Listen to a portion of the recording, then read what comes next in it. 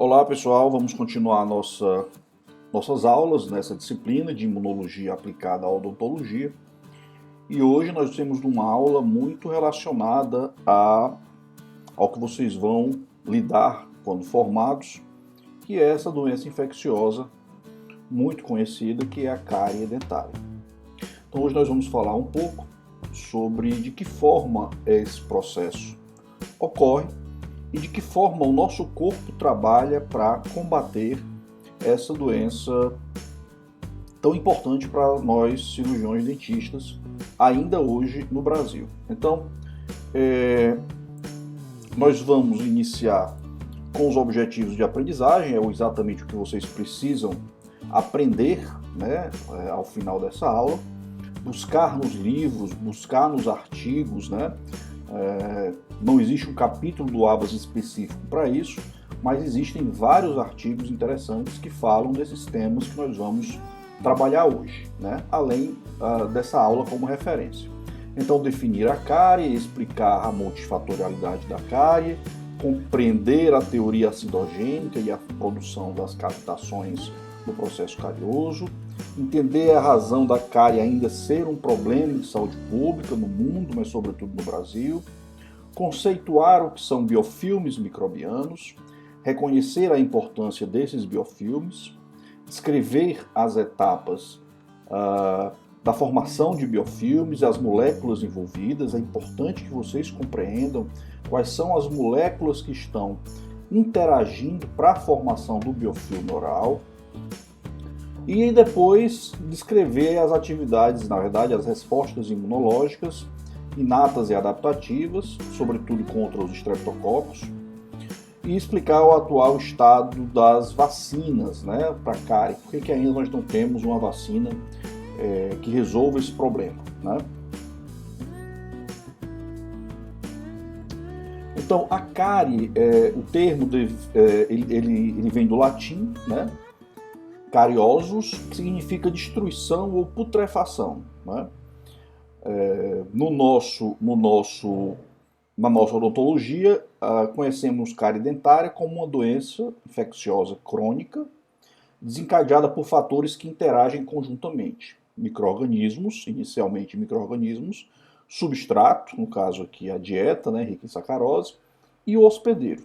Isso é um conceito antigo, depois outros fatores foram agregados, né, como aqui o tempo. Além de você ter que ter o dente, os micro-organismos e uma dieta acidogênica, né, que promova a formação de ácido, você também precisa ter um tempo para que esse processo ocorra. Alguns artigos vão trazer outros fatores, como os fatores ambientais e fatores pessoais. E aqui nós temos os 4 fatores centrais, né, diretamente relacionados, os fatores do ambiente oral, como o uso, na verdade, a existência de flúor, selantes nos dentes, agentes antibacterianos, capacidade de tampão da saliva, tudo isso também faz parte desse processo que vai gerar ou não o resultado cárie. E nós temos também os fatores pessoais, né? O controle da cárie, a higiene, a educação, o status socioeconômico e demográfico, o conhecimento, atitudes, tudo isso também faz parte. E apesar de ser uma dificuldade, a multifatorialidade da cárie, ela nos dá a possibilidade de trabalhar de várias maneiras na prevenção e no tratamento. Então, ela é uma doença progressiva, né, caracterizada pela destruição de esmalte, dentina ou cemento através do ácido produzido por essas bactérias, né, e a teoria, né, que dá origem ao entendimento da produção dessas cavitações é uma teoria muito antiga, chamada teoria de Miller, onde você tem a formação do biofilme e carboidratos fermentáveis, produzindo ácido, né? E esse ácido vai gerar a desmineralização do esmalte dentário, né? Você pode promover a remineralização de várias formas, sobretudo com flúor. não é? E esse flúor, ele pode estar no sistema de abastecimento de água, esse flúor ele pode estar no seu creme dental, né? A saliva ajuda também nesse processo de remineralização, controle de placa e a modificação de dieta. Tudo isso são fatores importantes que vão contribuir para o processo de remineralização. Então nós temos uma fase inicial, né? Inicia-se, na verdade, com uma mancha branca, muitas vezes, exatamente o produto do resultado do ácido nessa superfície de esmalte, e depois inicia-se, caso não seja removido esses fatores, o processo de cavitação, né, que pode chegar até a polpa dentária e aí provocar abscessos e outras condições que vocês conhecem bem, né. Com várias imagens aí mostrando várias superfícies diferentes com processos cariosos em vários estágios, em vários níveis. Ela é um problema de saúde pública ainda. Os países subdesenvolvidos ou em desenvolvimento têm mais incidência de cárie, como vocês podem ver no mapa. América do Sul e América Central praticamente liderando isso, mas também alguns países do Oriente Médio e da África, né? No Brasil, esse quadro era catastrófico, sempre foi muito ruim, a incidência de cárie sempre foi muito alta no Brasil. Existe um índice chamado índice de CPOD, que verifica a quantidade de dentes cariados perdidos e obturados, e o que nós temos assistido a partir da década de 80 é uma diminuição nesses índices, né? Sobretudo por conta das políticas que foram sendo implementadas pelos governos, mas ainda somos um país de uma população, apesar das crianças terem melhorado muito, né? Nós temos um percentual de crianças livres de cárie maior, mas nós temos ainda, como vocês podem ver nesse gráfico, os adultos a partir de 35 anos com uma quantidade de dentes perdidos e obturados muito grande, né? Nós temos uma geração perdida aí para essa doença infecciosa, que nós temos, todos nós, que compreender e trabalhar para combater, para prevenir, para produzir saúde, promover saúde bucal na nossa população. Então, o que temos na flora oral, né? Nós temos cocos gram-positivos, cocos gram-negativos, bacilos e outros micro-organismos. Mas os streptococcus do grupo Viridiana são muito importantes, né? E são os mais isolados. Mas nós temos mais de 500 espécies na cavidade oral. Então, a placa bacteriana, né, aquela placa que amanhece na superfície do nosso esmalte de manhã, ela deve ser removida e ela é um biofilme, né?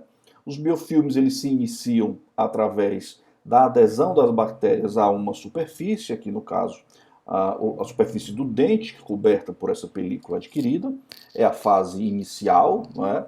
Então, na fase da aderência inicial, as bactérias que se aderem a isso são chamadas de colonizadores primários, não é? Eles vão se ligar à película adquirida do esmalte, que é uma película de glicoproteína que forma sobre o dente. Depois da adesão inicial, nós temos a maturação, com a presença de outras bactérias, agora bactérias que vão coaderir, formando essa massa que nós chamamos de biofilme, né? Formado não só pelas bactérias, mas por polímeros extracelulares produzidos ou induzidos à produção através de enzimas, né? Essas bactérias que chegam depois são chamadas colonizadores secundários. Depois você tem uma fase de maturação, onde você tem diferentes tipos de bactérias, né? Até que esse biofilme fica maduro e ocorre dispersão, inclusive, para a formação de biofilme em outras regiões.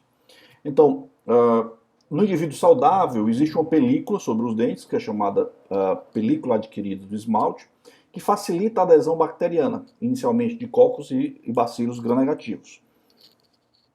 Então, você vê aqui o dente, né, a película adquirida e várias interações que podem facilitar a adesão de bactérias a essa película.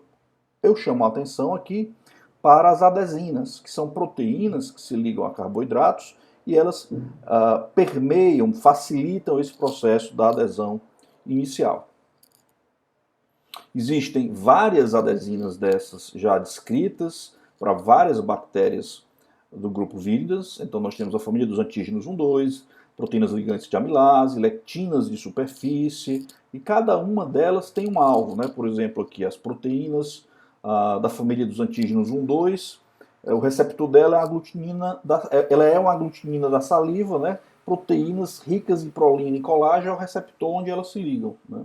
Lectinas como de Streptococcus orales e mites se ligam a glicoproteínas salivares. Então, todas essas adesinas, elas fazem um papel importante no processo de formação do biofilme, né? Então, depois ocorre a acumulação progressiva das bactérias, né, e o crescimento da placa bacteriana.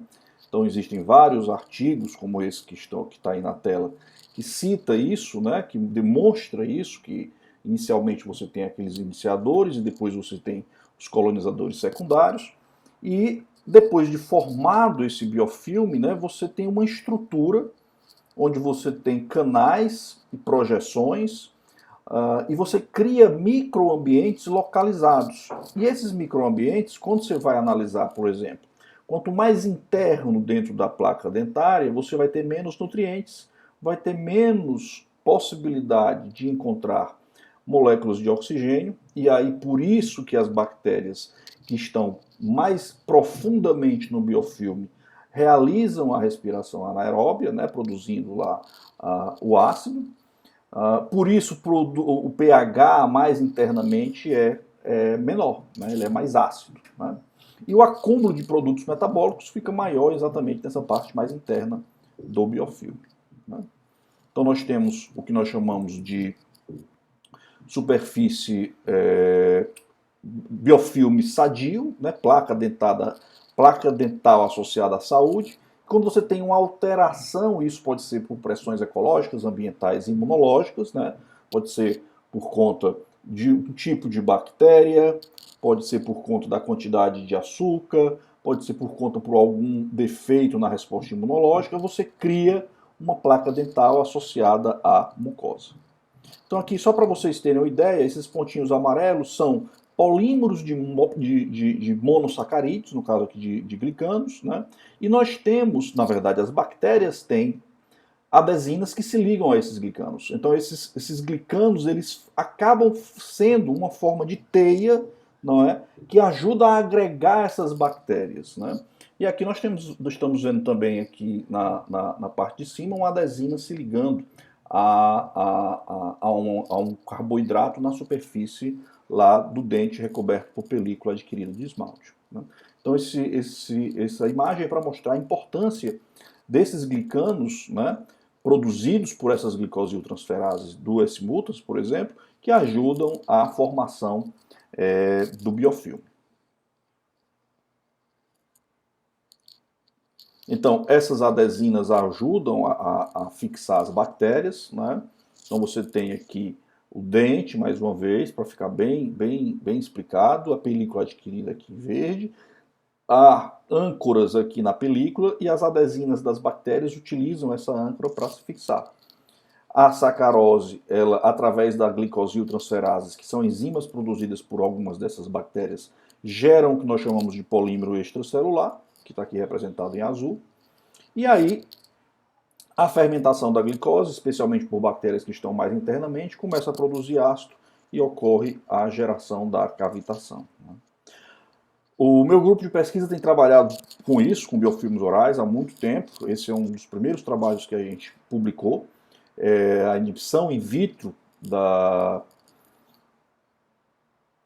ligação de Streptococcus à película adquirida por plantas, né, por lectinas de plantas, na verdade. Então nós isolamos uma lectina de planta e também de algas marinhas, verificamos através de um ensaio onde a gente marca essa lectina com a substância verde chamada fluoresceína, ela se liga a essas pérolazinhas de hidroxapatita experimentais, que simulam o dente, né? E depois nós conseguimos observar que algumas dessas proteínas das plantas, né, isoladas de algumas plantas e de algumas algas, eram capazes de reduzir aqui a adesão de Streptococcus à película adquirida de saliva. Então você vê a ação de uma proteína, de uma lectina isolada de um outro micro-organismo na inibição da adesão de bactérias, né? Uma forma também de prevenção.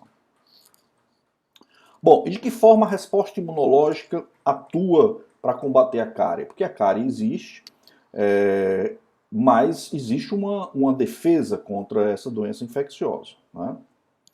Então, na parte da imunidade inata, nós temos, por exemplo, proteínas na verdade, enzimas, né, na saliva, como a lisozima.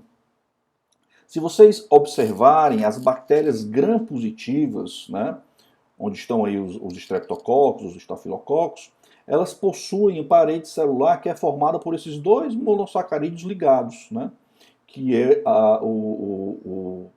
o N-acetilburâmico e o N-acetilglicosamina.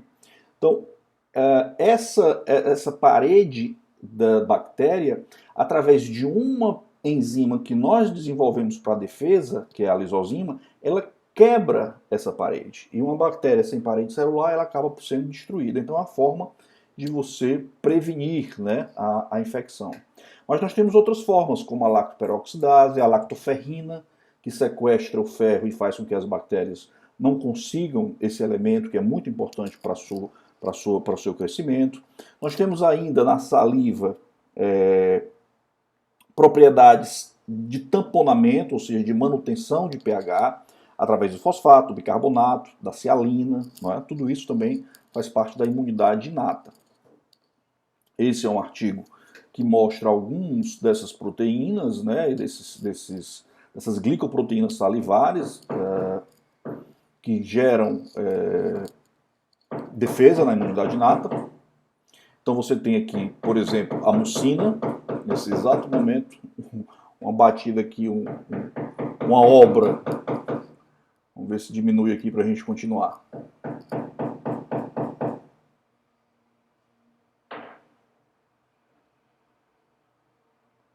Então, nós temos aqui, por exemplo, nos exemplos aqui, a mucina, né?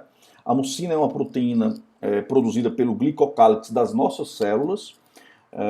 Ele forma um manto pegajoso que fica em cima dessas células e evita a infecção por aprisionar as bactérias nessa mucina, né? Então, a forma de você inibir a infecção é produzindo esse muco, né, que é rico nessas proteínas, a mucina, né?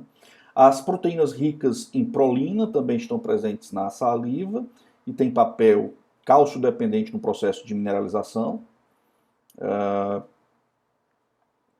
Então, existem também, como falei, busquem trabalhos sobre essas proteínas ricas em prolina na saliva, elas são importantes também para a gente entender a imunidade inata, né?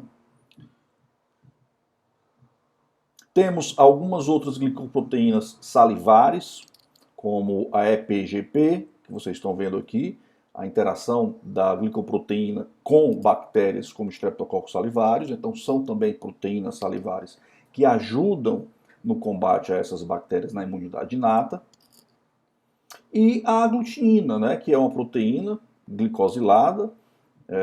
Ela é semelhante à mucina, mas ela se liga a alguns micro-organismos, promovendo a aglutinação dessas bactérias no ambiente oral, e elas acabam sendo deglutidas e removidas da cavidade oral, inibindo a formação assim dos biofilmes. Então existem sem número de proteínas, né,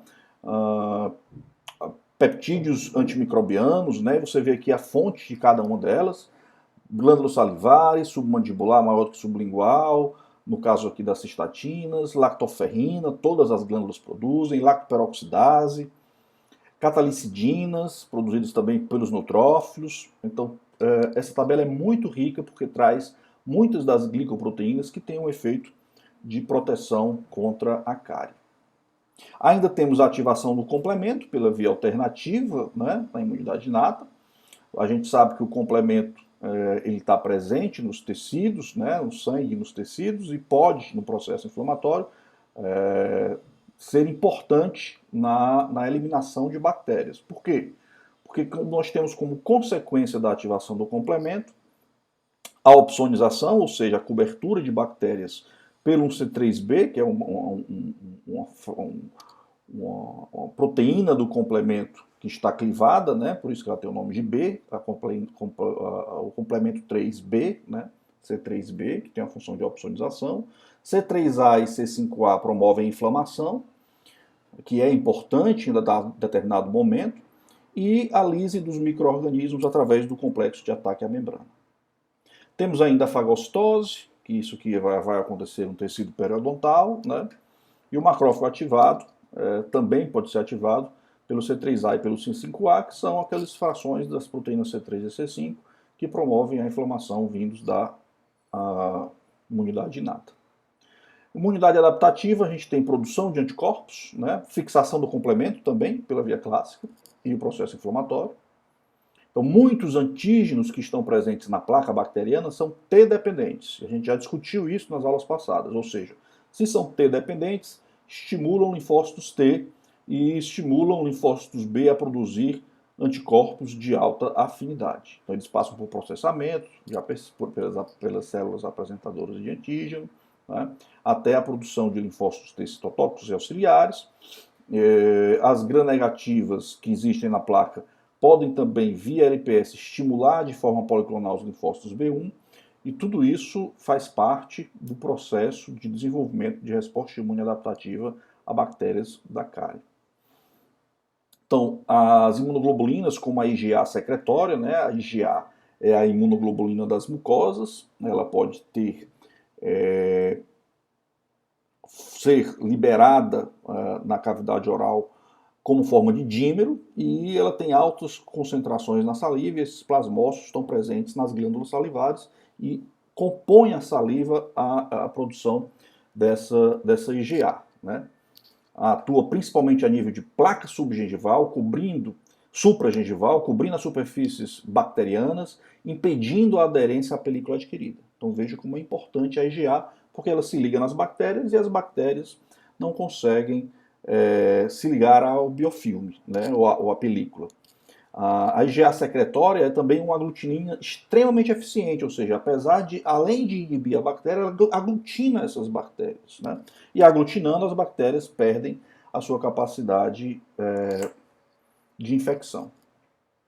Bom, para a gente terminar, vocês viram que nessa aula de hoje foram, na verdade, alguma revisão do que nós já vimos nas aulas de imunidade inata e imunidade adaptativa, mas com foco mais na cárie, né? Então nós temos aqui, para terminar, responder a pergunta por que nós não temos uma vacina ainda, né?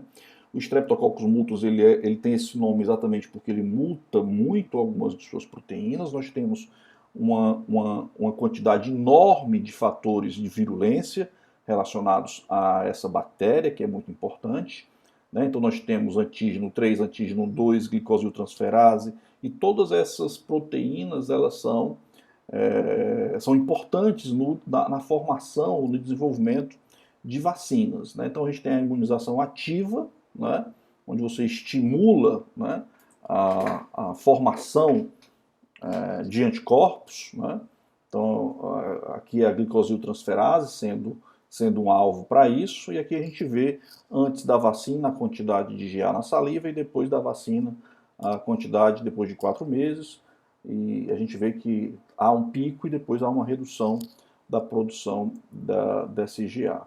Outra coisa é a imunização passiva, né, onde você libera anticorpos, né, já para o indivíduo, isso também faz muito experimental, mas isso é um anticorpo monoclonal contra uma glicosiltransferase, e a gente vê a inibição dessa glicosiltransferase, que, se vocês lembrarem, são aquelas proteínas que facilitam, né, que ajudam a formação dos glicanos, que fazem parte do polímero extracelular e que ajuda a formar o biofilme. Então, se você inibe essa proteína, você acaba inibindo também a formação do biofilme.